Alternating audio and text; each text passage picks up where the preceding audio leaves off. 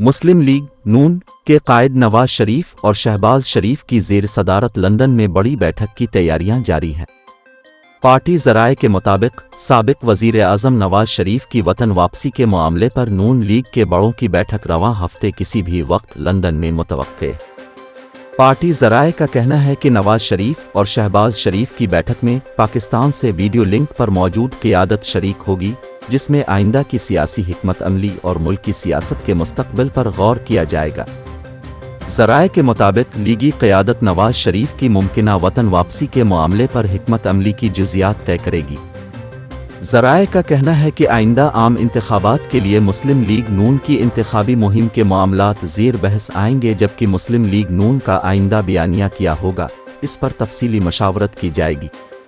Party ज़राए का मज़ीद कहना है कि शहबाज शरीफ नून लीग के मुमकिना उम्मीदवारों की फहरिस्त इजलास में पेश करेंगे। पार्टी की सीनियर क़यादत मुमकिना लीगी उम्मीदवारों के नामों पर गौर करेगी। इसके अलावा इजलास में कौमी और सूबाई 20 से 22 हलकों में मकामी सतह पर सीट एडजस्टमेंट का मामला ज़ेर बहस आएगा।